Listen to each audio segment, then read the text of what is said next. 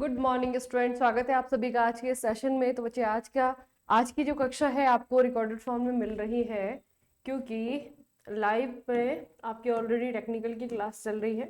ठीक है, तो आज का जो टॉपिक है वो है आपका जियोग्राफी। जियोग्राफी में देखते हैं कि एनसीईआरटी बेसिस किस तरीके के क्वेश्चन आपको पूछे जा सकते हैं। ठीक है, देखिए सबसे पहला क्वेश्चन है बच्चे कि भारत का कौन सा भौतिक विभाजन खनिज भंडारों का भंडार गृह है जिसका निर्माण पुरानी क्रिस्टलीय, आग्नेय और रूपांतरित चट्टानों से हुआ है। सिंपल भाषा में अगर मैं आपको पूछूं तो सबसे ज्यादा मिनरल इनमें से कौन सी जगह मिलेगा भारत की अगर हम बात करें तो? ठीक है, नदर्न प्लेन्स है, ग्रेट हिमालयस है, पेनिनसुलर प्लेटू है या फिर आपका कोस्टल प्लेन है। ठीक है, तो आपको एक अंदाजा लगाना है कि भारत में सबसे ज्यादा जो मिनरल पाए जाते हैं, जो खनिज पाया जाता है, वो कहाँ पर पाया जाता है। ठीक है, अब बच्चे ऑप्शन जो है आपके बहुत अच्छे अच्छे दिए हुए हैं। ठीक है, नदर्न प्लेन्स में, ग्रेट हिमालयाज में, पेनिनसुलर प्लेटू में या फिर आपका कोस्टल प्लेन में, है ना। तो पेनिनसुलर प्लेटू, ठीक है, जो प्रायद्वीपीय पठार है भारत का, ये जो क्षेत्र है, यहाँ पे सबसे ज्यादा मिनरल आपको देखने को मिलेगा। एक नक्शे में बच्चे मैंने आपको दिखाया है, यहाँ पे आप देख सकते हैं, ये जो है आपका प्रायद्वीपीय पठार है। ठीक है, नीचे वाला क्षेत्र उत्तर का मैदान जो है आपका ये वाला क्षेत्र है, उसके ऊपर जो आपका हिमालयस है और किनारे पे जो है आपके तट है ना। और ये जो बीच का क्षेत्र है ये आपका प्रायद्वीपीय पठार है। तो प्रायद्वीपीय पठार में आप लोग देख सकते हैं कि यहाँ पे बहुत सारी चीजें हैं, जैसे कि यहाँ पे देखिए आप, यहाँ पे कोयला है ना, कर्नाटका वाला, आंध्र वाला क्षेत्र है आपका। ठीक है, यहाँ पे देखिए छोटा नागपुर का पठार वाला क्षेत्र है, मध्य प्रदेश का क्षेत्र है। ठीक है, यहाँ पे आपका ये आंध्र प्रदेश वाला क्षेत्र हो गया, इधर आपका उड़ीसा वाला क्षेत्र हो गया, झारखंड हो गया, छत्तीसगढ़ हो गया। ठीक है, और यहाँ पे जो है आपका ये महाराष्ट्र वाला क्षेत्र है। तो ये मतलब जो प्रायद्वीपीय पठार का क्षेत्र है ये वाला, यहाँ पे सबसे ज्यादा मिनरल्स जो है आपको देखने को मिलेगा। सबसे ज्यादा यहाँ पे आपको अलग अलग प्रकार के अयस्क देखने को मिलेंगे। ठीक है, लोह अयस्क, कोयला हो गया, बॉक्साइट हो गया। ठीक है, ऐसे खनिज संसाधन जो है भर भर के यहाँ पे आपको देखने को मिलते हैं। ठीक है, याद रखिएगा। अगला बच्चे, कश्मीर से कन्याकुमारी की ओर जाने पर दिन और रात की अवधि कम क्यों हो जाती है? ठीक है, सिमिलर क्वेश्चन पूर्व से पश्चिम वाला क्वेश्चन में पूछा जाता है। ठीक है, अगर आप बच्चे अरुणाचल से गुजरात की तरफ बढ़ेंगे तो जो दिन का ड्यूरेशन है ना, वो आपको कैसे होते हुए दिखेगा? वो आपको कम होते हुए दिखेगा। उसी तरीके से जो है आपका, अगर आप कश्मीर से कन्याकुमारी की ओर जाएंगे तो दिन और रात की अवधि जो है आपकी कम होने लगती है, यानी कि दिन जो है आपकी वो छोटे होने लगते हैं। तो इसके पीछे का रीजन क्या है बच्चे? इसके पीछे का रीजन क्या है? इसके पीछे का रीजन ये है कि अक्षांश में कमी के कारण। ठीक है, भूमध्य रेखा के, क्योंकि पृथ्वी में अगर आप देखेंगे बच्चे तो इस तरीके से जो है आपका भारत का नक्शा है। ठीक है, इस तरीके से, और भारत के नीचे जो है आपका भूमध्य रेखा है।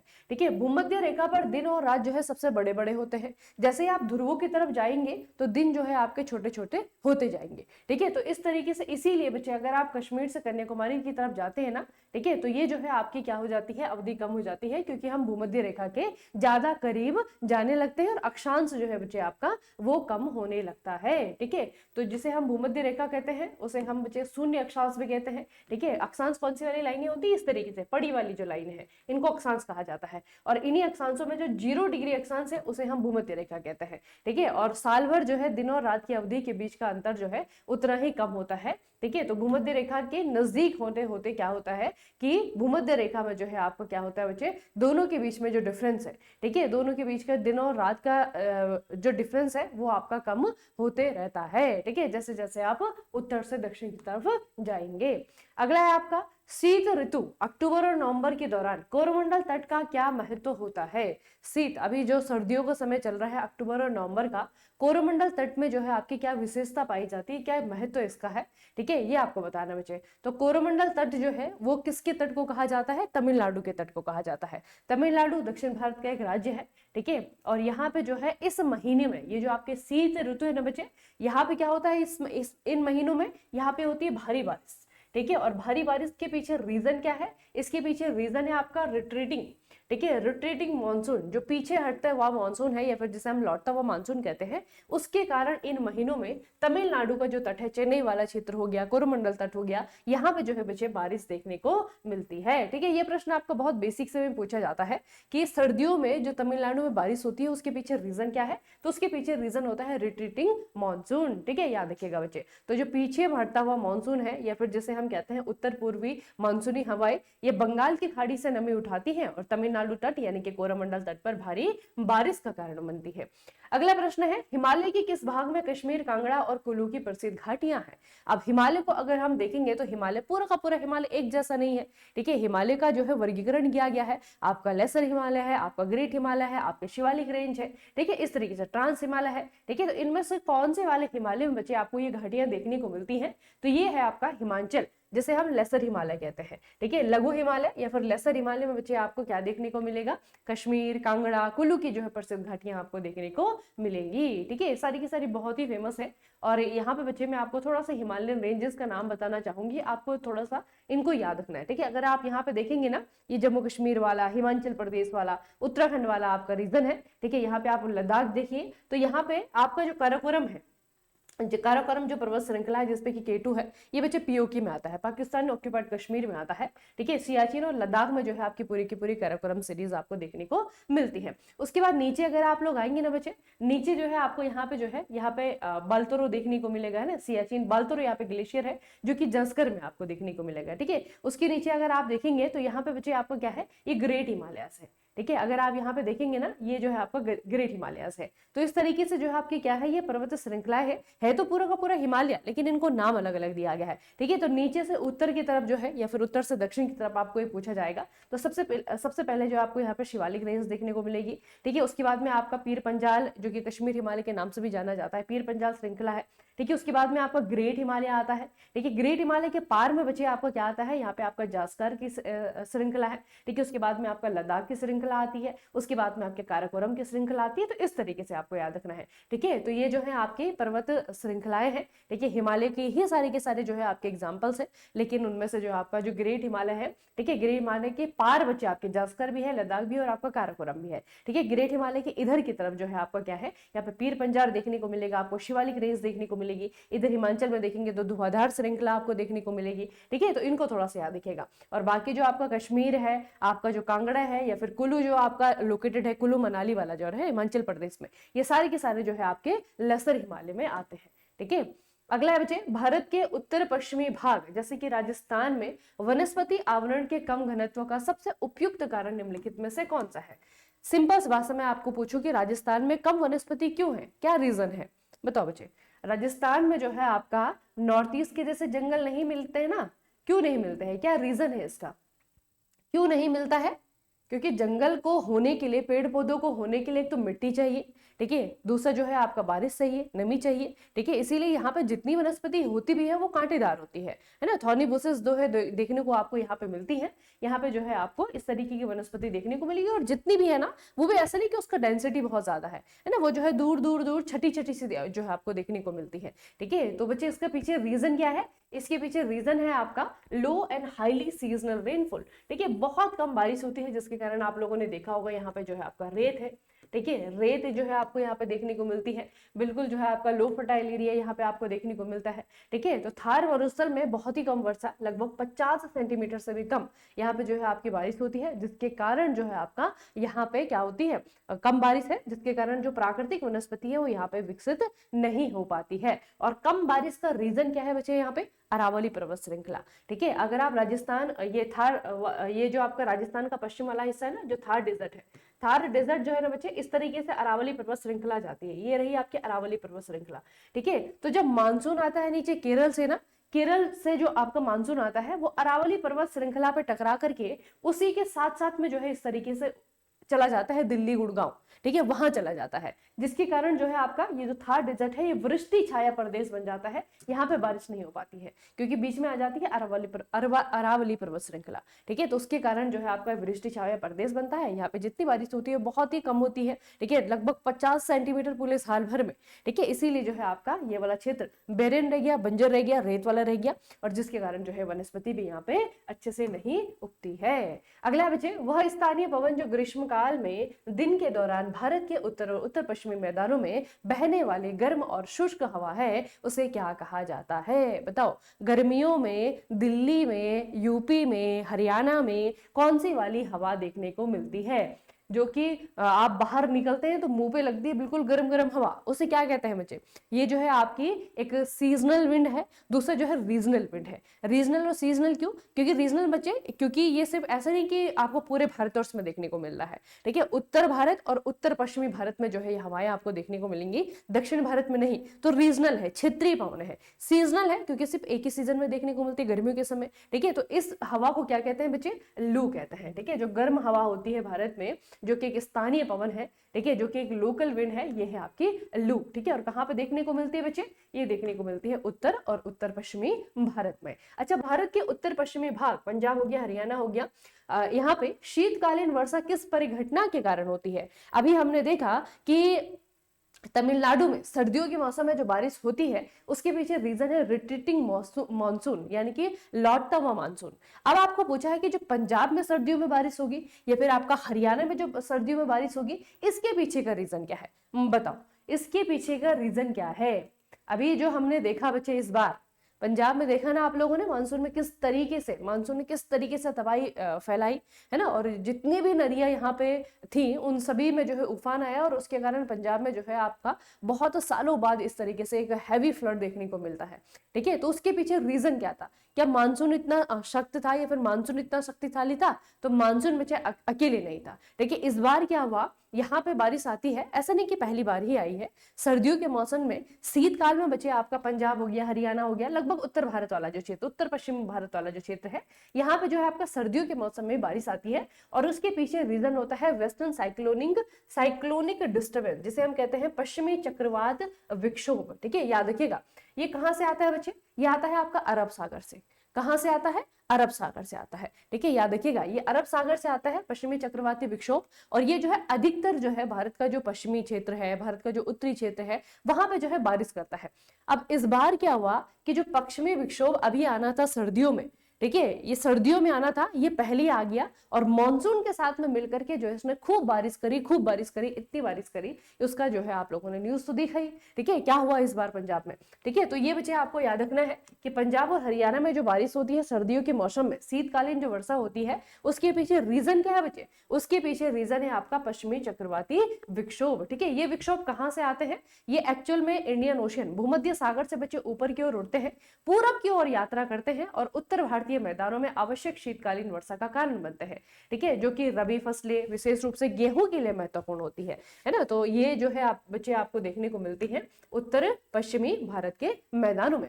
अच्छा, पूर्वी तटीय मैदान के दक्षिणी भाग को क्या कहा जाता है? ठीक है, भारत का नक्शा बनाइए, ठीक है, भारत का पूर्वी तट ये वाला हो गया, ठीक है, इसका भी जो दक्षिणी भाग है ये वाला, इसे क्या कहा जाता है?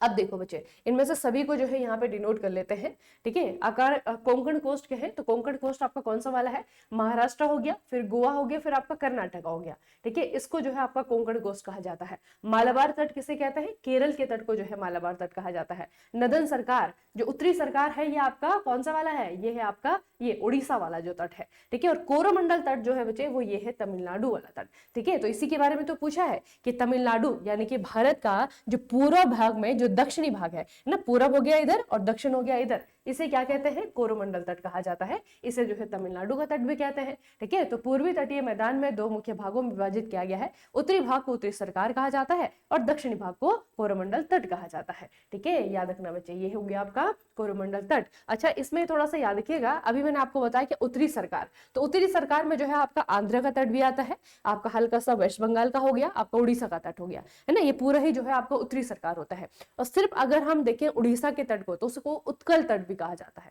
ठीक है। याद रखना बच्चे इसे। अगला है आपका लघु हिमालय, हिमाचल और शिवालिक के बीच स्थित अनुदैर्ध्य घाटियों को दून के नाम से जाना जाता है।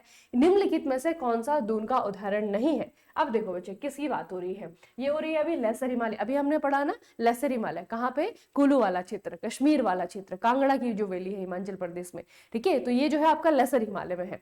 अब क्या है बच्चे? लेसर हिमालय, ठीक है, जो आपका लेसर हिमालय है, और जो नीचे आपके शिवालिक रेंज है, ठीक है, शिवालिक रेंज जो है ये हिमालय की सबसे नवीनतम श्रृंखला है, नवीनतम सबसे नई है। यहाँ पे जो है आपके छोटे छोटे पर्वत है, बहुत ज्यादा हाइट इनकी नहीं है, बहुत ज्यादा ग्रीनरी जो है शिवालिक में देखने को आपको मिलती है, ठीक है। तो ये जो आपका लेसर हिमालय है, ये जो आपका शिवालिक रेंज है ना, इनके बीच में जो है घाटियां हैं।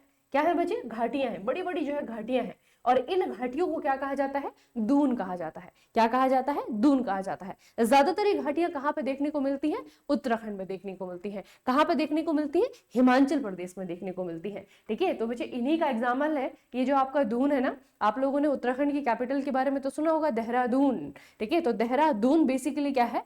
ये आपके घाटी है। किस किस पर्वत श्रृंखला के बीच की घाटी है? आपका लेसर हिमालय और आपका शिवालिक रेंज, दोनों के बीच में बच्चे आपकी घाटी स्थित है। और ऐसी ही घाटियां उत्तराखंड में और भी हैं।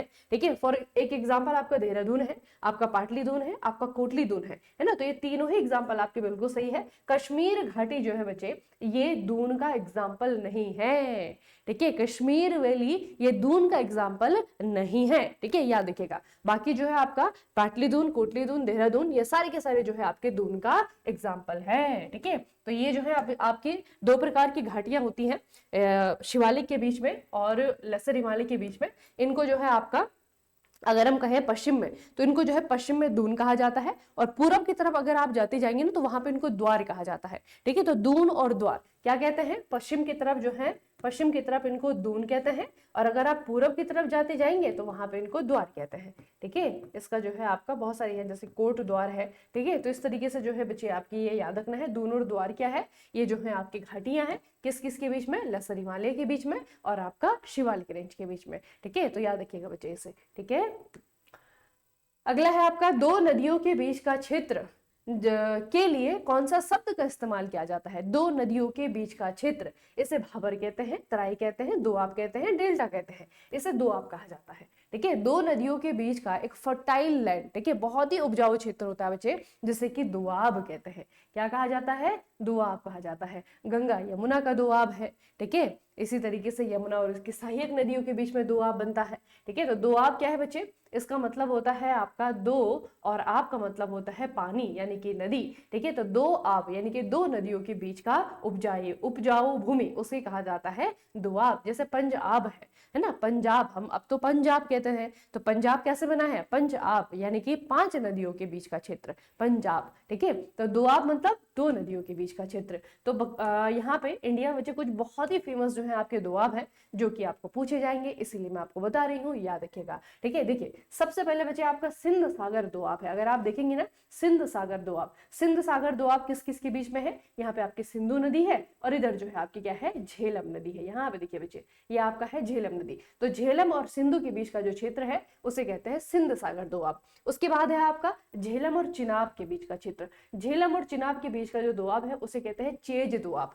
क्या कहते हैं? चेज दोआब। उसके बाद में आपका चिनाब और रावी के बीच में है, तो रावी और चिनाब के बीच का जो दोआब है, उसे कहते हैं रेचना। क्या कहते हैं? रेचना दोआब। उसके बाद में आपका रावी है, और इधर आपकी ये आपके सतलज, अच्छा नहीं, ये आपकी ब्यास है बच्चे। ठीक है, ये आपकी रावी है, और ये आपकी ब्यास और सतलज का यहाँ पे मिक्स हो जाता है ना, तो ये आपका मतलब इसमें दोनों आ सकता है। अगर आप उत्तर देखेंगे यहाँ पे, तो यहाँ पे बच्चे आपकी ब्यास है।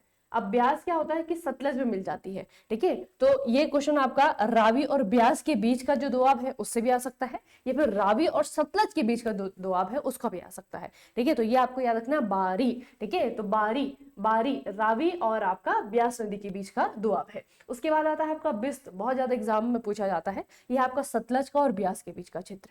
ठीक है, सतलज और ब्यास के बीच का जो दोआब है, उसे कहते हैं हम बिस्त दोआब। ठीक है, इसे याद रखिएगा बच्चे। बाकी आपका दिल्ली दोआब है, यहाँ पे आपकी जमुना नदी है, इधर आपकी गंगा नदी है। ठीक है, इसे जो है आपका क्या कहते हैं? दिल्ली दोआब कहा जाता है। ठीक है, तो इसे बच्चे याद रखना है कि इतने जो है दोआब हमारे उत्तर भारत में हमें देखने को मिलते हैं, जो कि नदियों के बीच के क्या है? क्षेत्र है, फर्टाइल लैंड है। ठीक है, अगला बच्चे, उष्णकटिबंधीय पर्णपाती वनों को किस महत्वपूर्ण कारक के आधार पर आर्द्र और शुष्क पर्णपाती में विभाजित किया गया है? अब देखिए, उष्ण पर्णपाती वनों के बारे में ही क्यों क्वेश्चन पूछा गया है।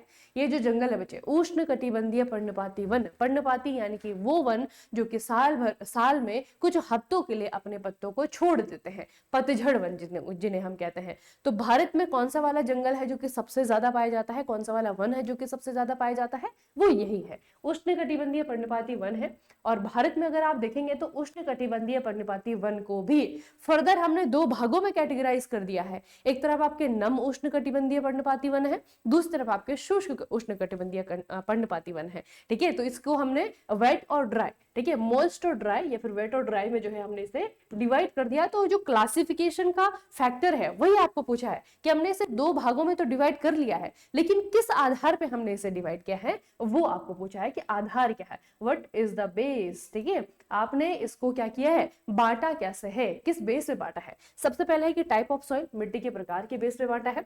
एवरेज टेम्परेचर, औसत तापमान के आधार पे बांटा है। एल्टीट्यूड, हाइट के आधार पे हमने बांटा है, या फिर ऊष्मा की मात्रा, अमाउंट ऑफ रेनफॉल। ठीक है, तो ये है बच्चे आपका अमाउंट ऑफ रेनफॉल।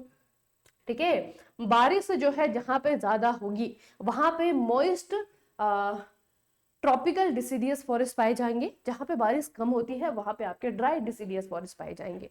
भारत में कौन से वाला सबसे ज्यादा है, ड्राई वाला। ठीक है, भारत में जो सबसे ज्यादा फैलाव है वो है आपका ड्राई डिसिडियस फॉरेस्ट का। ठीक है, याद रखना है बच्चे इसे। तो अमाउंट ऑफ रेनफॉल के बेस पे हमने क्या कर दिया है, इन जंगलों को दो भागों में बांट दिया है। ठीक है, और क्या होता है बच्चे, ये होता है आपका वर्षा की मात्रा। थोड़ा सा इसमें जो है आपका पढ़ने में दिक्कत होगी, मैं इसे सही करके आपको दे दूंगी। ठीक है, तो सीधे संबंधित है, जो हमारे बच्चे मॉइस्ट है यानी कि आर्द्र पर्णपाती वन है वहां पे आपका 100 से लेकर के 200 सेंटीमीटर के बीच की बारिश होती है। जो हमारे ड्राई है उनमें आपका 70 से लेकर के 100 सेंटीमीटर तक की बारिश होती है। ठीक है, तो याद रखना ये आपके हैं मॉइस्ट। मॉइस्ट को कहीं कहीं पे वेट भी लिखा रहता है। ठीक है, तो मॉइस्ट वेट इसको हिंदी में कहते हैं आर्द्र। जो आर्द्र पर्णपाती है वहां पे आपका कितना होता है, 100 और 200 सेंटीमीटर के बीच की बारिश होती है। जो आपके ड्राई डिसिडियस है, शुष्क जो पर्णपाती है वहां पे कितनी बारिश होती है, वहां पे आपका 70 से 100 के बीच में है ना, लगभग 100 का अंतर है बच्चे, लगभग 100 सेंटीमीटर का अंतर है दोनों के बीच में। ठीक है, तो ज्यादा भारत में कौन से पाए जाते हैं, ड्राई डिसिडियस पाए जाते हैं, ये भी आपको याद रखना है। अगला बच्चे, उनकी भौतिक संरचना के संदर्भ में पश्चिमी घाट और पूर्वी घाट के बीच में सबसे महत्वपूर्ण अंतर निम्नलिखित में से कौन सा है। पश्चिमी घाट पश्चिम में है, पूर्वी घाट पूरब में है, लेकिन दोनों में एक बड़ा डिफरेंस है। ठीक है, जो पश्चिमी घाट है उसे हम सह्याद्री भी कहते हैं, याद रखिएगा। ठीक है, ये डिफरेंस नहीं है, डिफरेंस कुछ और है। अब डिफरेंस का आधार भी आपको क्वेश्चन में दिया हुआ है। ठीक है, डिफरेंस का जो आधार है, बेस है, वो क्या है, भौतिक संरचना। ठीक है, ये दोनों ही जो हमारे घाट है, इन दोनों को अगर आप देखने में देखेंगे ना, भौतिक संरचना किस तरीके से ये बने हुए हैं, फिजिकल स्ट्रक्चर इनका कैसा है, उसके आधार पे जो है इनमें एक बहुत बड़ा डिफरेंस है। तो वो डिफरेंस आपको बताना है, क्या डिफरेंस है बच्चे। इसमें ये डिफरेंस है कि जो पश्चिमी घाट है वो सतत है, कंटिन्यूअस है, और जो पूर्वी घाट है वो असंतत है, अनियमित है। इसका मतलब क्या है, इसका मतलब मैं आपको बताती हूँ बच्चे।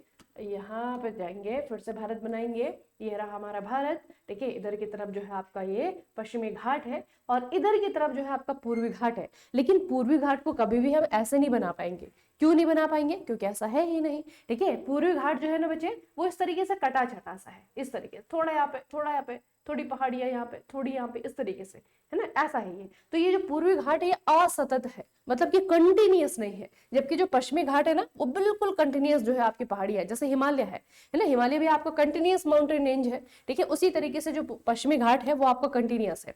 अब इसके पीछे रीजन क्या है बच्चे, इसके पीछे रीजन ये है क्योंकि जो यहाँ से नदियां निकलती हैं पश्चिमी घाट से, वो सारी जाती इधर है, इधर से निकलती है, कावेरी चली गई, कृष्णा चली गई, है ना, गोदावरी चली गई, और कौन इधर, और कौन है, बहुत सारी है वैसे, तुंगभद्रा हो गई। तो बहुत सारी नदियां हैं जो कि पश्चिमी घाट से निकलती हैं और पूरब की तरफ जो है आपकी बहती हैं।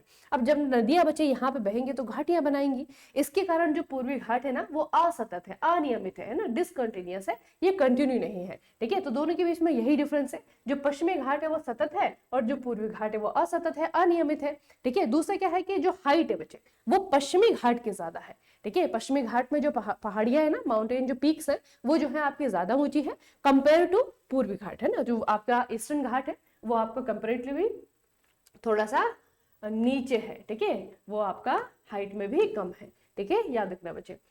पश्चिमी घाट सतत है और उन्हें केवल दर्रों यानी कि पासेस के माध्यम से पार किया जा सकता है। पूर्वी घाट असतत है, अत्यधिक अप्रदित है, क्योंकि वो गोदावरी, कृष्णा, महानदी जैसी प्रमुख प्रायद्वीपीय नदियों के द्वारा काटे गए हैं। ठीक है, याद रखिएगा इसे। अगला प्रश्न बच्चे आपका, पश्चिमी तट की प्रमुख नदियां नर्मदा, तापी, डेल्टा क्यों नहीं बनाती, बल्कि इसके बजाय ज्वार नदमुख यानी कि एस्चुरीज क्यों बनाती है, बताओ।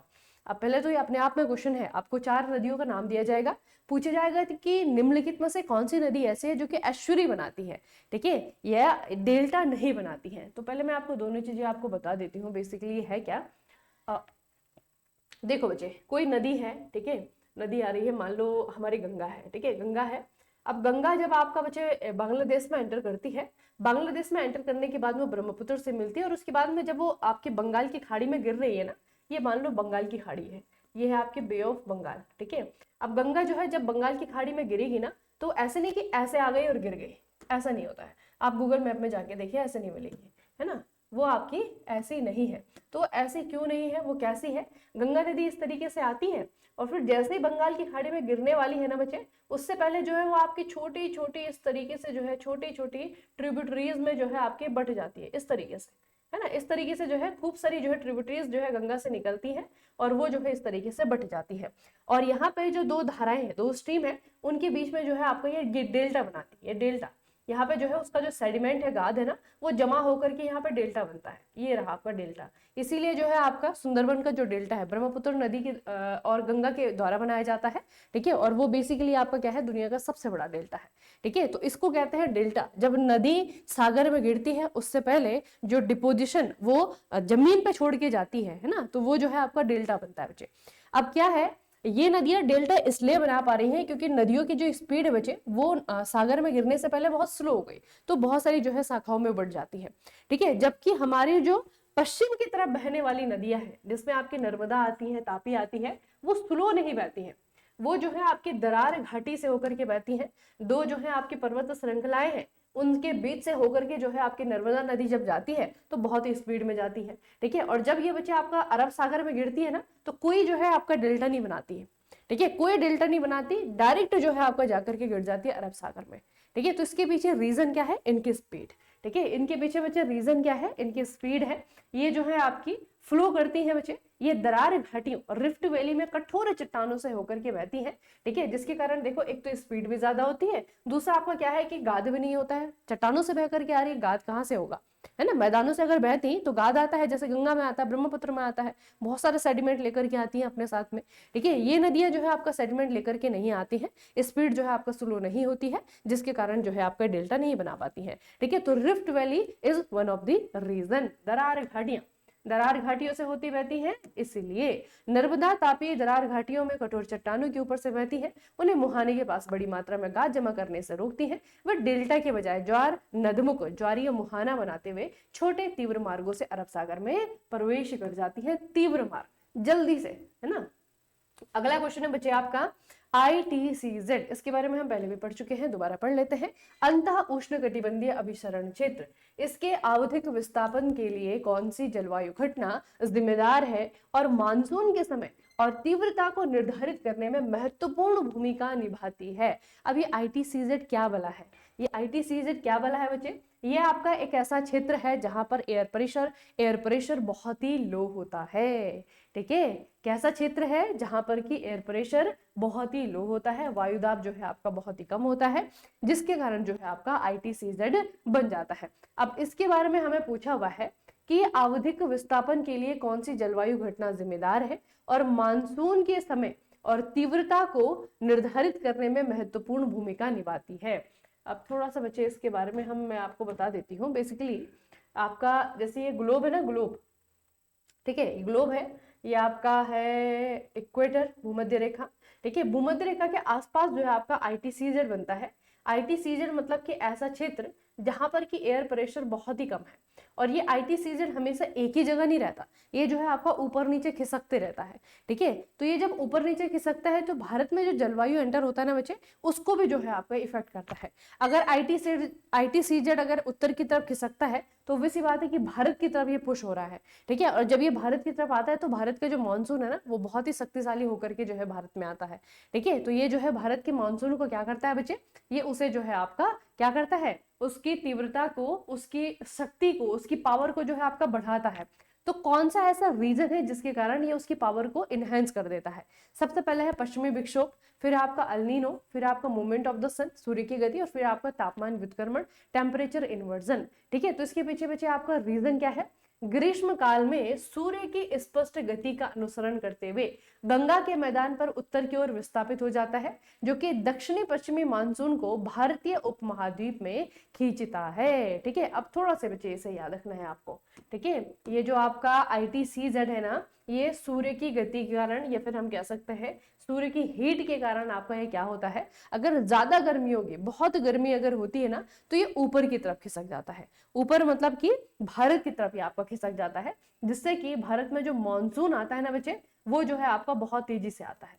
ठीक है, वो मानसून जो है आपका तेजी से आता है और उस मानसून को जो है आपका ये शिफ्ट करने में मदद करता है। तो उसके पीछे रीजन क्या है आपका, सूर्य की गति। जितनी गर्मियां तेज होंगी, ITCZ जो है आपका ऊपर आएगा और उसके बाद में जो है आपका क्या होगा, बारिश उतनी ही ज्यादा होगी, है ना। बेसिक से तो ये तो आप लोगों को पता है ना, अगर गर्मियों में गर्मी ज्यादा होगी तो मानसून में बारिश बहुत ज्यादा होगी। तो उसके पीछे बच्चे यही सब रीजन होते हैं। अगला है, उत्तरी मैदानों में जनसंख्या का घनत्व अधिक है। भौतिक विशेषताओं के अनुसार इसका सबसे महत्वपूर्ण कारण क्या है, बताओ भाई। Most populous state in India कौन सा है, यूपी। कहाँ पे है, उत्तरी मैदान में। क्यों है, ये पूछा है आपको, बताओ भाई। क्या रीजन है कि जो उत्तरी मैदान है, यहाँ पे पंजाब हो गया, बिहार हो गया, आपका हमारा यूपी हो गया, है ना, यहाँ पे जो है पॉपुलस स्टेट है, ज्यादा जनसंख्या है।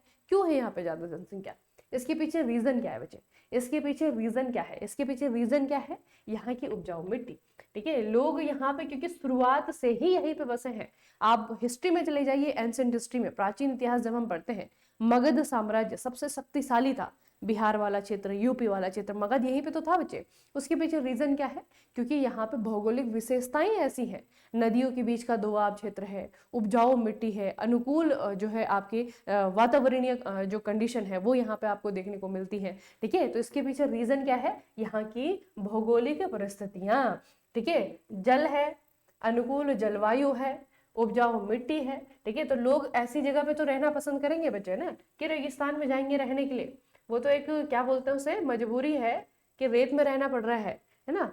तभी तो आप जाए लद्दाख में, 4-5 गांव है गिनती के, उसमें भी 4-5 लोग हैं गिनती के।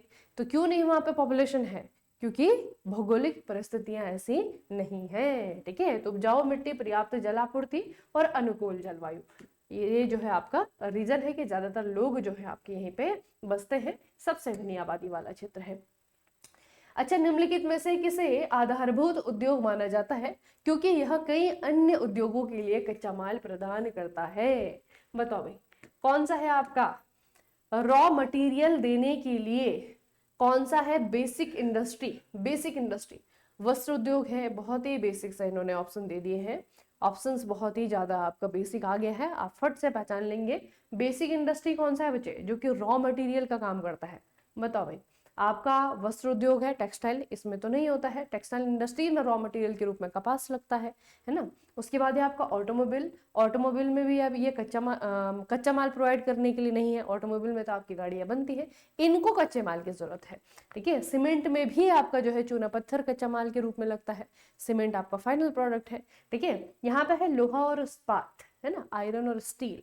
अब ये आयरन और स्टील इंडस्ट्री जो है बच्चे, ये आपका रॉ मटेरियल प्रोवाइड करता है, कच्चा माल जो है आपका ये उत्पादित करता है, प्रोवाइड करता है, और इस कच्चे माल को हम फिर कहीं पर भी इस्तेमाल कर सकते हैं। सबसे जरूरी जो है ऑटोमोबाइल सेक्टर में, है ना, इनको जो है ऑटोमोबाइल सेक्टर में हम इस्तेमाल कर सकते हैं। तो लोहा और इस्पात उद्योग क्या है आपका, एक बेसिक इंडस्ट्री है, और ये जो है आपका कच्चे माल प्रोवाइड करता है। ठीक है, अगला है बच्चे, भारत के पूर्वी तट पर स्थित सबसे गहरा स्थल से घिरा और अच्छी तरह से सुरक्षित बंदरगाह कौन सा है।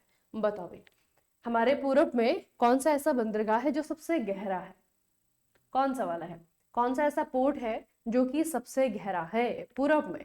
ठीक है, डायरेक्शन देख लो, क्या दिया हुआ है, पूरब दिया हुआ है बच्चे। ठीक है, चेन्नई है, कोलकाता है, पारादीप है, विशाखापट्टनम है। चेन्नई कहाँ पे, तमिलनाडु में, कोलकाता वेस्ट बंगाल में, पारादीप उड़ीसा में, और विशाखापट्टनम आपका आंध्र प्रदेश में। तो सबसे गहरा कौन सा इनमें से और सुरक्षित भी है, ये है आपका विशाखापट्टनम। ठीक है, विशाखापट्टनम जो है आपका सबसे गहरा और सुरक्षित बंदरगाह है। ठीक है, अब यहाँ पे एक और चीज याद रखना बच्चे, डॉल्फिन नोज नाम की एक पहाड़ी बंदरगाह की रक्षा करती है, जिससे यह बहुत ही सुरक्षित हो जाता है। ठीक है, क्या नाम है बच्चे इस पहाड़ी का, डॉल्फिन नोज, इसको भी याद रखना है ना, एनसीईआरटी में आपका मेंशन है तो इसको हम याद रखेंगे, डॉल्फिन नोज। ठीक है, ये जो है आपके बच्चे एक पहाड़ी है जो कि इस बंदरगाह को क्या करती है, सेफ गार्ड करती है, इस बंदरगाह की रक्षा करती है। ठीक है, विशाखापट्टनम। अगला बच्चे, वह आरक्षित क्षेत्र जिनमें पौधों और जानवरों के एक बड़े समूह के लिए संरक्षित क्षेत्र शामिल होते हैं और इनमें आदिवासी और संरक्षण क्षेत्र भी शामिल होते हैं, इनको क्या कहा जाता है? बताओ। अब यहाँ पे ऑप्शन बहुत अच्छे दिए हुए, मतलब कि कंफ्यूजिंग ऑप्शन दिए हुए हैं। आपको लगेगा कि नेशनल पार्क भी सही है, आपको लगेगा वाइल्ड लाइफ सेंचुरी भी सही है, रिजर्व फॉरेस्ट भी सही है और आपका बायोस्फीयर रिजर्व भी सही है। ठीक है, अब थोड़ा सा दिमाग लगाओ बच्चे। इनमें आदिवासी भी सम्मिलित होते हैं, इनमें संरक्षण क्षेत्र भी शामिल होते हैं। ठीक है, इसमें जंगली जानवर भी है, इसमें जो है आपका पेड़ पौधे भी हैं, तो सभी को एक साथ बचाया जा रहा है। ठीक है, इसका मतलब क्या है, एक बड़ा बड़ा कॉन्सेप्ट है, इसके अंदर सब कुछ आ जाता है, इसके अंदर नेशनल पार्क भी आते हैं, इसके अंदर जो है आपके रिजर्व फॉरेस्ट भी आ जाते हैं। ठीक है, इसके अंदर जो है जंगली जानवर भी आ जाते हैं, अगर हमें किसी जंगली जानवर को बचाने के लिए, जैसे कि हमने कोई टाइगर जो है रिजर्व बनाया हुआ है, ठीक है, या फिर हमने एलिफेंट रिजर्व बनाया हुआ है, वो भी आ जाता है। ठीक है, तो बेसिकली ये क्या है, मैंने आपको बताया था तीनों में बच्चे डिफरेंस होता है। ये आपका जो है बायोस्फीयर रिजर्व है बहुत बड़ा, इस बायोस्फीयर रिजर्व के अंदर वाइल्ड लाइफ सेंचुरीज भी हो सकती हैं, उसके अंदर जो है एनपी नेशनल पार्क भी हो सकता है। ठीक है, अंतर क्या है इनमें, अंतर यह है कि जो बायोस्फीयर रिजर्व है उसमें रिस्ट्रिक्शन सबसे कम होती हैं, इसके अंदर आदिवासी भी रह पा रहे हैं, मतलब कि इंसान भी रह पा रहा है, इसका मतलब वो बायोस्फीयर रिजर्व है। नेशनल पार्क के अंदर आदिवासी नहीं रह सकता, ना ही उसे वहां पे कोई एक्टिविटी करने की इजाजत होती है। ठीक है, तो आदिवासी भी अगर रह पा रहा है, हम जंगलों को भी बचा रहे हैं, हम जानवर को भी बचा रहे हैं, ठीक है, और हम जो है रिजर्व फॉरेस्ट को भी बचा रहे हैं। ठीक है, तो ये जो है आपका एक बड़े कॉन्सेप्ट की बात हो रही है, इसे कहते हैं जैवमंडल आरक्षित क्षेत्र यानी कि बायोस्फीयर रिजर्व। भारत में कितने बायोस्फीयर रिजर्व हैं? वर्तमान में 18 बायोस्फीयर रिजर्व हैं। ठीक है, तो जैवमंडल आरक्षित क्षेत्र जो है आपका, उसकी बात हो रही है जहां पर कि सभी चीजों को क्या किया जाता है, कंजर्व किया जाता है, रिजर्व किया जाता है। अच्छा, निम्नलिखित में से कौन सा पंजाब, हरियाणा, पश्चिमी उत्तर प्रदेश जैसे राज्यों में भूमि निम्नीकरण डिग्रेडेशन का प्राथमिक कारण है? बताओ बच्चे, जमीन क्यों कम पड़ रही है इन स्टेट में? पंजाब है, हरियाणा है, पश्चिमी उत्तर प्रदेश है, बताओ भाई। अच्छा सॉरी, डिग्रेडेशन, अपरदन का मतलब आपको बताना है बच्चे, भूमि निम्नीकरण, लैंड डिग्रेडेशन का क्या यहाँ पे रीजन है? सबसे पहले है कि डिफोरेस्टेशन, जंगल काट दिए हमने, ठीक है, ओवर ग्रेजिंग, अति पशुचारण, बहुत ही ज्यादा जो है पशुओं को चरा दिया हमने, ओवर इरिगेशन, सबसे हमने सिंचाई बहुत ज्यादा कर दी, या फिर माइन, हमने खनन बहुत ज्यादा कर दिया। तो भूमि का जो कटान हुआ है, डिग्रेडेशन हुआ है, उसके पीछे क्या रीजन है यहाँ पर इन स्टेट में बच्चे, इन स्टेट में उनके पीछे क्या रीजन है? तो इसका आपका रीजन है, आई थिंक ये मैंने आपको पहले भी करवाया है ना, ओवर इरिगेशन। क्या रीजन है बच्चे? क्योंकि एग्जाम्पल देखिए ना आप, हमारा जो पश्चिमी उत्तर प्रदेश है, पंजाब है, हरियाणा है, ये कैसी जगह है बच्चे?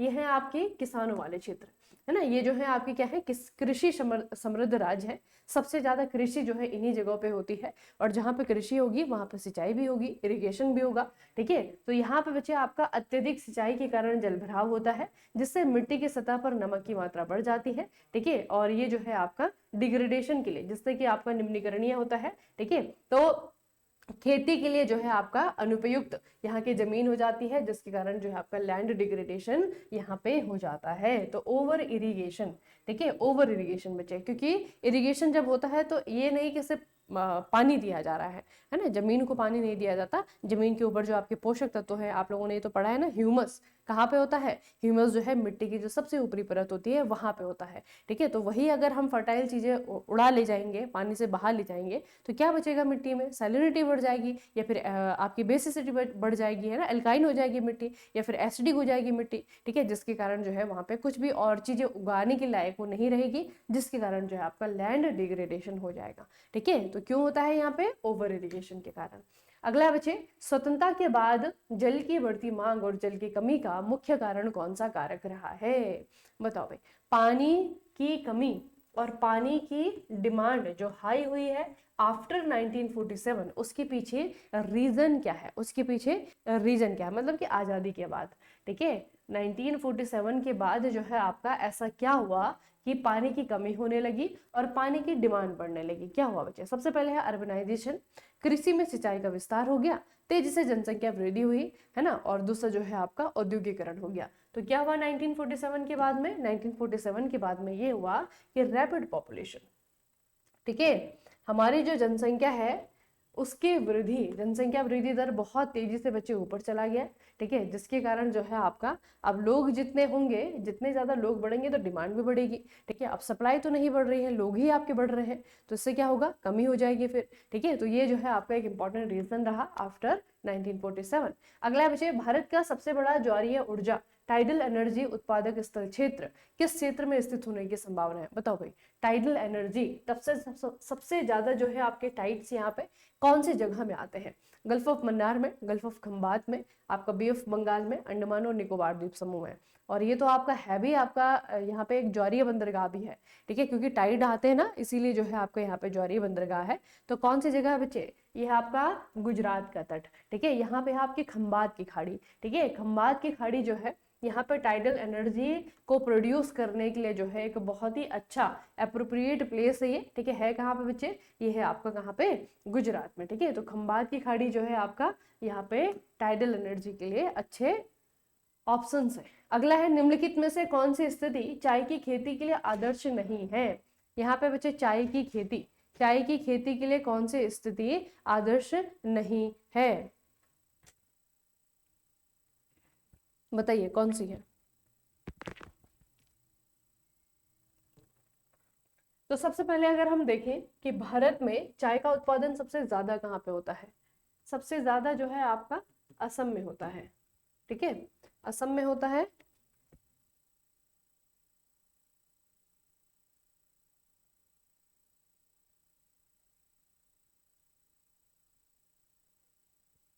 देखो, एक तो बच्चे हम असम को जानते हैं चाय की खेती के लिए, ठीक है। दूसरा जो है आपका यहाँ पे पहाड़ी स्टेट है जैसे कि उत्तराखंड हो गया, ठीक है, इसे जानते हैं चाय की खेती के लिए।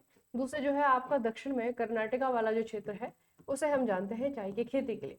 अब यहाँ पे कौन से प्रकार की मिट्टी पाई जाती है, किस प्रकार की यहाँ पे जलवायु है?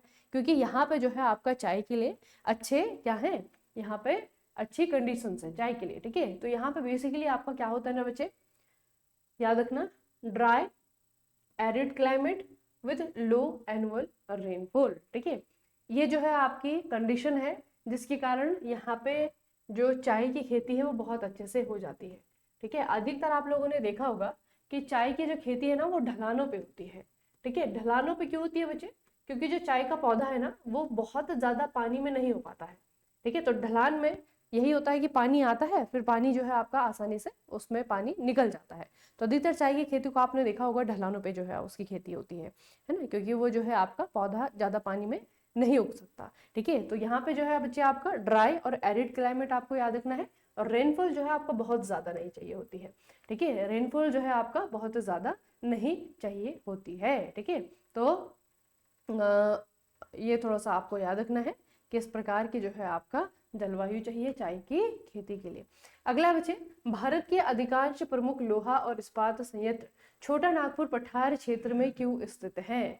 छोटा नागपुर पठार क्षेत्र में ऐसा क्या है कि यहाँ पे जो है आपका, कि यहाँ पे आपके इस तरीके की इस्पात संयंत्र, जो लोहा और इस्पात संयंत्र है वो आपके बनाए गए हैं। ऐसा क्या है छोटा नागपुर पठार क्षेत्र में? और छोटा नागपुर पठार क्षेत्र का मतलब क्या है बच्चे? आपका झारखंड हो गया, आपका ये छत्तीसगढ़ हो गया, ठीक है, इन जगहों में। तो इन जगहों में क्या है आपका, यहाँ पे बच्चे कच्चे माल की उपलब्धता है, ठीक है। अब यहाँ पे इस्पात संयंत्र है, लोहा संयंत्र है, तो इस्पात या फिर लोहा बनाने के लिए हमें क्या चाहिए? रॉ मटेरियल के रूप में जो है हमें आयरन ही चाहिए, है ना। हमें जो है आपका लोहे के लिए हेमेटाइट हो गया, आपका मैग्नेटाइट हो गया, इस ओर की जो है उपलब्धता ऐसी जगहों में होनी चाहिए। और यहाँ पे अगर आप भारत में देखेंगे तो सबसे ज्यादा यहीं पे तो मिलता है आपका, है ना। तो यहाँ पे बच्चे अवेलेबिलिटी है, ठीक है, यहाँ पे जो है आपका सबसे कम कॉस्ट पे जो है कच्चा माल मिल जाता है, इसीलिए इंडस्ट्रीज भी जो है आपकी यहीं पे बनाई गई है, ठीक है। तो छोटा नागपुर पठार वाला क्षेत्र मतलब झारखंड हो गया, उड़ीसा हो गया, पश्चिम बंगाल हो गया, छत्तीसगढ़ हो गया। तो यहाँ पे जो है आपका इस्पात उत्पादन के लिए सबसे आवश्यक उच्च श्रेणी का जो लोहा है, लोहा अयस्क है, ठीक है, कोकिंग कोल भी है, ठीक है, ये जो है आपके मिलते हैं, इसीलिए जो है आपको यहाँ पे सबसे ज्यादा जो है प्लांट एस्टेब्लिश किए गए हैं, ठीक है। भारत में रेलवे या सड़क मार्ग की तुलना में पाइपलाइन परिवहन का सबसे महत्वपूर्ण नुकसान निम्नलिखित में से कौन सा है? रेलवे या सड़क मार्ग की तुलना में, पाइपलाइन परिवहन का सबसे महत्वपूर्ण नुकसान निम्नलिखित में से कौन सा है? अब देखो बच्चे, कोई चीज आपकी जैसे लिक्विड चीजें हैं, ठीक है, लिक्विड चीजों को हम रेलवे की बजाय या फिर हम सड़क मार्ग की बजाय जो है अगर हम उनको पाइपलाइन से भेजें तो उसमें जो है क्या नेगेटिव चीज है, क्योंकि हर चीज में जो है आपके प्रोस एंड कॉन्स होते हैं, ठीक है, नेगेटिव पॉजिटिव हर चीज में होता है। तो आपको पाइपलाइन का नेगेटिव पूछा हुआ है कि जो पाइपलाइन ट्रांसपोर्ट है उनका जो है आपका डिसएडवांटेज क्या है। सबसे पहले हाई कॉस्ट मेंटेनेंस, फिर आपका high initial cost of laying, फिर आपका लो स्पीड ऑफ ट्रांसपोर्टेशन, फिर आपका limited item can be transported, है ना, सीमित वस्तुएं ही आपकी परिवहन की जाएंगी। तो इसके पीछे बच्चे क्या रीजन हो सकता है भारत में, इसके पीछे आपका क्या रीजन हो सकता है भारत में? तो सबसे पहले बच्चे आपका है जो मतलब मेन यहाँ पे है इंडिया में ये है कि पाइपलाइन बिछाने की जो प्रारंभिक लागत है, ठीक है, पाइपलाइन बिछाने की जो प्रारंभिक लागत है, high initial cost of laying, ठीक है, क्योंकि अगर हम बाकी चीजों में देखें जैसे कि सड़क मार्ग है, अब सड़क मार्ग को हमें सिर्फ चीजों को ट्रांसपोर्ट करने के लिए तो नहीं करना है, ठीक है, सड़क मार्ग पे तो हम अपने परिवहन के लिए भी जो है आपका इस्तेमाल कर रहे हैं सड़कों का, वही चीज जो है रेलवे के लिए भी है, ट्रैक का इस्तेमाल जो है कनेक्टिविटी के लिए भी होता है, सिर्फ ये नहीं कि सामान ही पहुंचाना है। लेकिन पाइपलाइन में क्या है, एक तो इसका इस्तेमाल जो है आपका इतना ज्यादा नहीं, दूसरा जो है आपका क्या है कि इसको बिछाने में बहुत ज्यादा पैसा लग जाएगा, है ना, तो जो इसकी इनिशियल कॉस्ट होती है वो बहुत ज्यादा होती है, इसीलिए जो है बच्चे आपका इसका ये नेगेटिव पॉइंट है, ठीक है, इसका क्या है, ये आपका नेगेटिव पॉइंट है।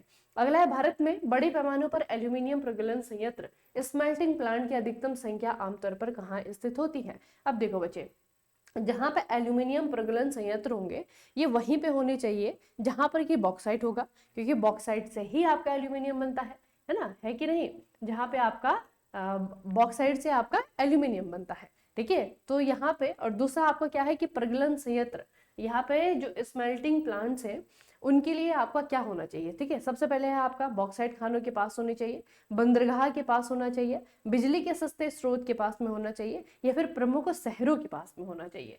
तो एल्यूमिनियम स्मेल्टिंग प्लांट जो है आपके कहाँ पे होने चाहिए बच्चे, क्योंकि जो स्मेल्टिंग प्लांट होता है ना बच्चे, इनको चलाने के लिए, ठीक है, इनको चलाने के लिए जो है आपका भारी मात्रा में बिजली की आवश्यकता होती है, ठीक है, भारी मात्रा में जो है आपका बिजली की आवश्यकता होती है, इसीलिए जो है बच्चे आपका जो बिजली है, ठीक है, जहां पर बिजली सस्ती हो, ठीक है, जहां पे बिजली आपकी सस्ती हो वहां पे जो है एल्यूमिनियम के ये स्मेल्टिंग प्लांट लगाए जाते हैं, ठीक है, याद रखिएगा, ये आपके स्मेल्टिंग प्लांट कहाँ पे लगाए जाते हैं, जहाँ पे इलेक्ट्रिसिटी सस्ती हो।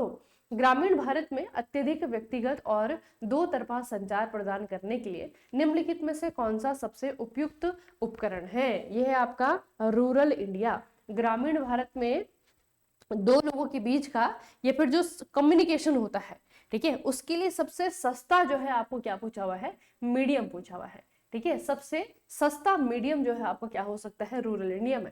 प्रिंट मीडिया है, ऑल इंडिया रेडियो है, टेलीफोन मोबाइल नेटवर्क है, या फिर आपका दूरदर्शन है। तो यहाँ पे बच्चे आपका क्या होता है, टेलीफोन और मोबाइल नेटवर्क, ठीक है, इन जगहों पे, ठीक है, यहाँ पे जो है आपका इंटरेक्शन के लिए, कम्युनिकेशन के लिए रूरल जगहों में जो है आपका टेलीफोन और मोबाइल नेटवर्क का ही इस्तेमाल किया जाता है। अच्छा, वनों की किस श्रेणी को सबसे मूल्यवान माना जाता है? क्योंकि उन्हें लकड़ी उत्पादन और अन्य उत्पादों के लिए भी स्थायी रूप से चिन्हित किया गया है और वो पूरी तरह से संरक्षित हैं। तो ये आई थिंक आप लोगों ने किया हुआ है।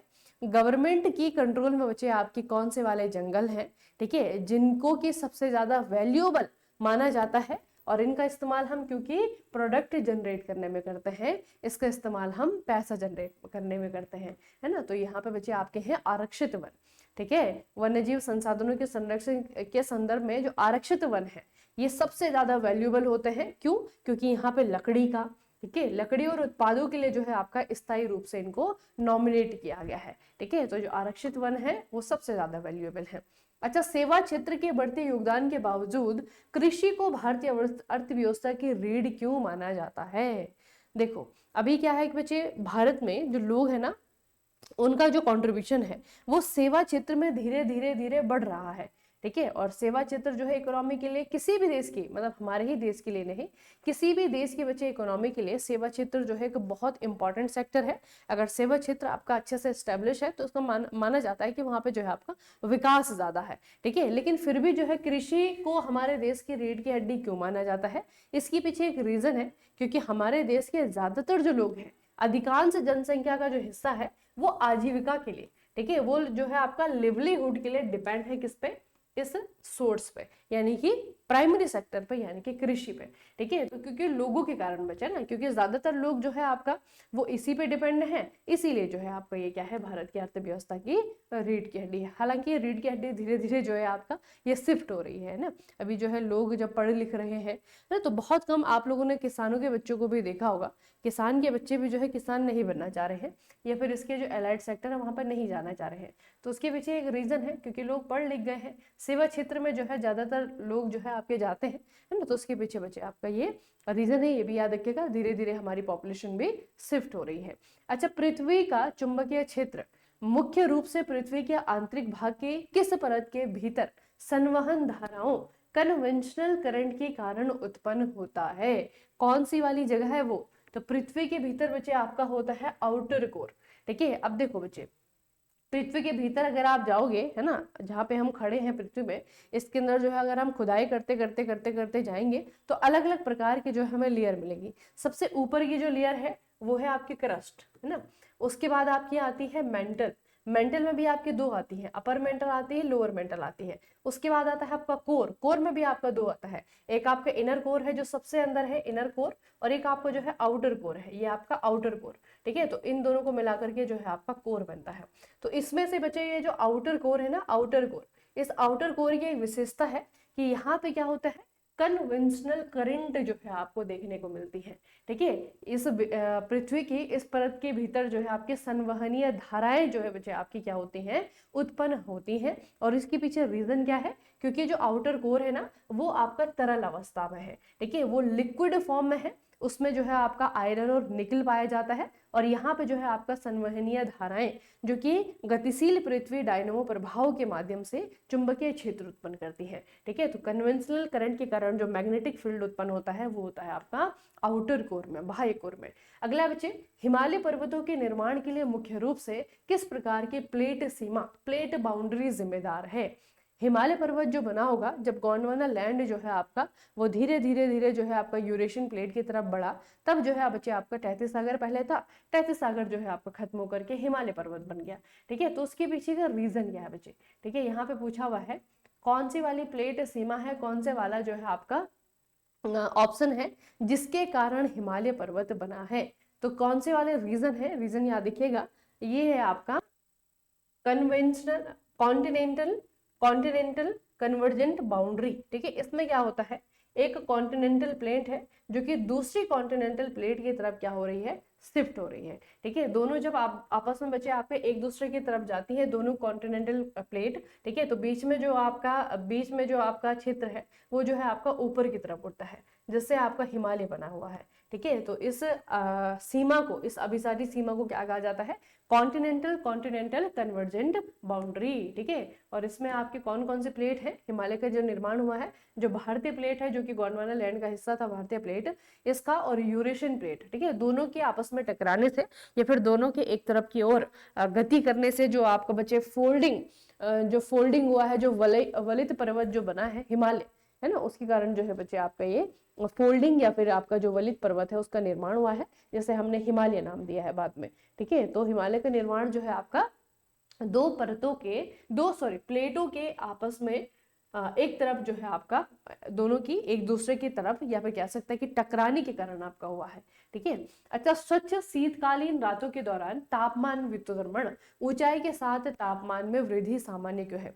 पहले एक नंबर का क्वेश्चन बच्चे इसी से रिलेटेड आएगा, आप ये याद रखना, इस शब्द का मतलब क्या है, टेम्परेचर इन्वर्जन, ठीक है। टेम्परेचर इन्वर्जन का मतलब क्या है आपका, increase in temperature with height, ठीक है। टेम्परेचर जो है हाइट के साथ में बढ़ता है, वैसे टेम्परेचर जो है हाइट के साथ में बढ़ता नहीं है। ठीक है, आप लोगों को ये तो पता है ना, जैसे आप हाइट की तरफ जाते जाएंगे, अब बच्चे पहाड़ों में चली जाइए, है ना, आप अपने प्लेन वाले जो स्टेट है वहां पे जाइए, और जो आपके पहाड़ी वाले जो राज्य है वहां पे जाइए। ठंड ज्यादा कहाँ पे होगी?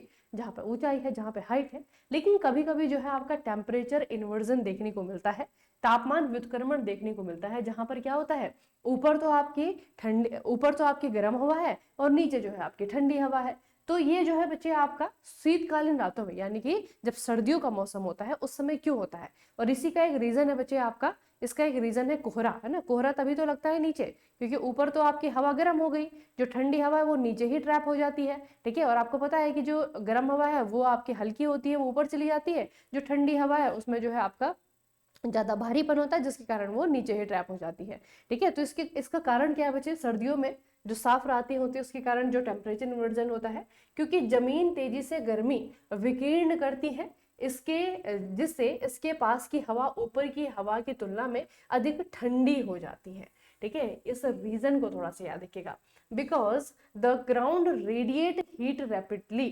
ठीक है, जो बच्चे आपका क्या होता है, जो ग्राउंड है, जो आपकी जमीन है, सर्दियों में वैसे भी ठंडा रहता है सब कुछ, है ना, तो जो भी आपका रेडिएशन आता है उसके कारण जो हवा है वो आपकी नीचे वाली जो हवा है वो कैसी हो जाती है, ठंडी हो जाती है। ठीक है, तो लंबी तरंग विकिरण के माध्यम से जो तेजी से जो आपकी हवा होती है वो ऊष्मा खो देती है। ऊपर वाली जो हवा है वो ऑलरेडी जो है आपकी गर्म है, क्योंकि वो ऊपर है, हल्की है। ठीक है, और नीचे वाली जो आपकी हवा है वो जमीन से टकराने के कारण जब वो आपका रेडिएट होकर के आती है तो वो जो आपकी ठंडी हो जाती है। तो सतह के निकट की हवा ऊपर की हवा की तुलना में तेजी से ठंडी हो जाती है, जिससे कि व्युत्क्रमण यानी कि इन्वर्जन इन टेम्परेचर हमें देखने को मिलता है सर्दियों में। ठीक है, अगला है बच्चे भूविपेक्षी पवन, जियोस्ट्रॉपिक विंड समदाब रेखाओं के समानांतर चलती हैं। भू विक्षेपी पवन बनाने के लिए कौन से दो बल संतुलित होते हैं? अब ये थोड़ा टर्म याद रखना, जियोस्ट्रॉपिक विंड। ठीक है, पहले यहाँ पे बच्चे आपका समदाब रेखा क्या है? समदाब रेखा का मतलब क्या है? मतलब कि पृथ्वी पे वो जगह जहां पर की टेम्परेचर, जहां पर की प्रेशर, एयर प्रेशर, वायुदाब जो है आपका समान है, और अगर हम उन समान वायुदाब वाली जगहों को आपस में इस तरीके से मैच कर ले तो इस रेखा को कहा जाएगा समदाब रेखा, जहां पर कि एक जैसा क्या है, दाब है, जहां पर कि एक जैसा एयर प्रेशर है। ठीक है, तो यहाँ पे बच्चे आपकी जो ये बात की गई है, जिन हवाओं की बात की गई है, इन हवाओं को कहा जाता है जियोस्ट्रॉपिक विंड, भू विक्षेपी पवन। ठीक है, और भू विक्षेपी पवन कहाँ पे चलती है? जो समदाब रेखा है उसके आसपास चलती है, उसके पैरेलल जो है आपकी चलती रहती है। ठीक है, तो ये किस कारण से आपकी आती है, जो भू विक्षेपी पवन आती है या फिर बनती है, इसके पीछे रीजन क्या होता है बच्चे? इसके पीछे रीजन होता है आपका प्रेशर ग्रेडियंट फोर्स, और दूसरा है आपका कोरियोलिस फोर्स। ठीक है, दाब प्रवणता और कोरियोलिस बल।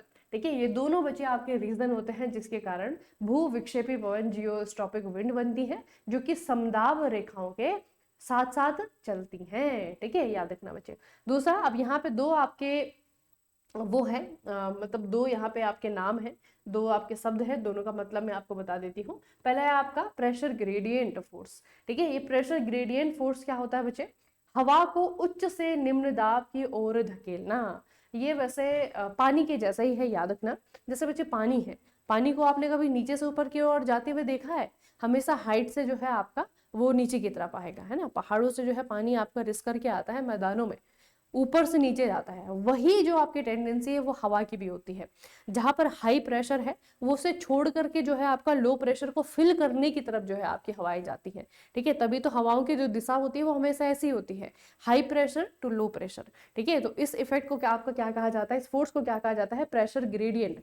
ठीक है, अगर दो बचे आपकी जगह है, एक जगह ए आपकी एक प्लेस है, दूसरा आपका बी प्लेस है। ठीक है, मैंने आपको कहा कि ए जो है आपका ये एक ऐसा प्लेस है जहां पर कि एयर प्रेशर कम है। ठीक है, और दूसरा जो है आपका बी प्लेस है जहां पर कि एयर प्रेशर ज्यादा है। तो हवा की दिशा क्या होगी? बी टू ए। ठीक है, हवा किधर को बहेगी? बी से ए की तरफ बहेगी। तो ये हवा की टेंडेंसी होती है, जैसे पानी की टेंडेंसी होती है। ठीक है, उसी तरीके से हवा की टेंडेंसी होती है कि वो कम वायुदाब की तरफ हमेशा अग्रसर होती है, उधर की तरफ ही बहती है, तो इसे कहा जाता है प्रेशर ग्रेडियंट फोर्स। ठीक है, ये हो गया। अब दूसरा आपका कोरियोलिस बल। कोरियोलिस बल बच्चे किसके क्या होता है इसमें, पृथ्वी आपको पता है कि अपनी ही गति पे जो है आपका घूम रही है, पृथ्वी का जो घूर्णन है ना, वो जो है बच्चे वो अपनी गति पे घूम रही है। अब वो जो अपनी अक्ष पे घूमती है उसके कारण जो ये हवाएं हैं जो उठ रही हैं पृथ्वी में, ठीक है, उनकी जो डायरेक्शन होती है वो भी उस फोर्स के कारण, वो जो घूर्णन है पृथ्वी का उसके कारण जो है आपका वो इफेक्ट होता है। उसी इफेक्ट को क्या कहा जाता है, कोरियोलिस फोर्स कहा जाता है, ठीक है। तो ये जो आपकी भूविक्षेपी पवन बनती है ना बच्चे, इसके पीछे रीजन है आपके दो रीजन है। अगला है बच्चे, कश्मीर घाटी में करेवा की सबसे विशिष्ट विशेषता किस प्रकार की कृषि गतिविधि की उनकी उच्च सघनता है। करेवा बेसिकली आपके क्या है, सेडिमेंट, ठीक है। कश्मीर जो घाटी है ना बच्चे, कभी यहाँ पे बहुत बड़ी झील हुआ करती थी, जब वो झील जो है आपका धीरे धीरे वहां से पानी हट गया तो झील के नीचे जो सेडिमेंट था, गाद था, वो जो है यहाँ पे आपका जमा हो गया, ठीक है, जिनको आज जो है हम क्या कहते हैं, करेवा कहते हैं। कश्मीर में आपको पता है ना, केसर की खेती भारत में सिर्फ आपका कश्मीर में ही होती है ना। कहाँ पे होती है बच्चे, कश्मीर में ही होती है, सिर्फ कश्मीर में होती है। और इन्हीं करेवाज में जो है आपका केसर या फिर जाफरान पाया जाता है, ठीक है। ये आपका अनंतनाग वाली जो आपकी सीरीज है ना, अनंतनाग वाली जो आपकी जगह है जहाँ पे आपके करेवा पाए जाते हैं। और बेसिकली करेवा है क्या, ये जो है आपकी जलोढ़ मिट्टी है। कौन सी वाली जलोढ़ मिट्टी, ये है आपकी हाईली फर्टाइल उच्च उपजाऊ, ठीक है, उच्च उपजाऊ जो है आपकी मिट्टी है, जलोढ़ मिट्टी है। कभी जो है बहुत मिलियन साल पहले यहाँ पे जो है एक झील थी, झील के जो नीचे सेडिमेंट था वो यहाँ पे बच गया, तो वो बच्चे आपका करेवा कहलाता है। और ये करेवा जो है आपके टीले टीले प्लेटू के जैसे देखने को मिलेंगे। कश्मीर जाएंगे ना इस तरीके से जो है आपके प्लेटू है बच्चे, टीले हैं इसके करेवा के। और यहीं पे जो है आपका सेफ्रॉन देखने को मिलता है, यानी कि केसर की खेती देखने को मिलती है। अच्छा, हिंद महासागर में बदलती मानसूनी पवन प्रणाली की प्रतिक्रिया में सतही महासागरीय धाराओं की दिशा में बदलाव किस परिघटना का एक उत्कृष्ट उदाहरण है। इस परिघटना को, इस इंसिडेंट को, इस इवेंट को क्या कहा जाता है। इसे मैं आपको डायरेक्ट ही बताती हूँ बच्चे, याद रखना। एक इंसिडेंट होता है जिसे हम कहते हैं सीजनल रिवर्सल ऑफ करंट, ठीक है, धाराओं का मौसमी प्रतिलोमन। अब धाराएं आपको पता है, धाराएं कौन सी, जो महासागरीय धाराएं होती है। जो महासागरीय धाराएं होती है ना बच्चे, इनकी जो गति होती है, यानी कि इनका जो डायरेक्शन होता है, ये आपका चेंज होता है सीजन के अकॉर्डिंग, ठीक है। सीजन यानी कि सर्दियों में इनका जो डायरेक्शन है वो कुछ और रहेगा, गर्मियों में जो है इनकी जो धारा की दिशा है वो जो है आपकी कुछ और रहती है ना। तो इसी घटना को हम क्या कहते हैं, सीजनल रिवर्सल ऑफ करंट कहा जाता है इसे। और ये जो है आपको हिंद महासागर में देखने को मिलेगा, क्योंकि मानसून के कारण बच्चे यहाँ पर पूरा सीजन जो है आपका चेंज रहता है। अगला है, सबसे व्यापक और भूवैज्ञानिक रूप से महत्वपूर्ण अंतर्वेदी इंट्रूसिव ज्वालामुखी भू आकृतियां विशाल गुंबद के आकार के द्रव्यमान है, जिन्हें क्या कहा जाता है। सिल कहते हैं, डाइक कहते हैं, लोकलित कहते हैं, बैथोलित कहते हैं। तो ये बच्चे जितने भी नाम आपको देख रहे हैं ना, ये सारे के सारे जो है आपके ज्वालामुखी से रिलेटेड है, ठीक है, सारे के सारे जो है आपके वॉल्केनो से रिलेटेड है। इसमें आपका एक शब्द है बैथोलिट, जिसे हम कहते हैं बैथोलिट। बैथोलिट बेसिकली क्या है आपका, जब ज्वालामुखी बच्चे आपका इरप्ट होता है, कहीं पे भी जो है ज्वालामुखी का जब विस्फोट होता है ना, तो जो बैथोलिट है, बैथोलिट मतलब कि जो मैग्मा है ना, मैग्मा कौन सा है, मैग्मा जो आपका गर्म तरल पदार्थ है जो पृथ्वी के अंदर है ना। जो ज्वालामुखी जब फटती है तो यही मैग्मा जो है आपका पृथ्वी पे आ जाता है, उसे हम फिर लावा कह देते हैं।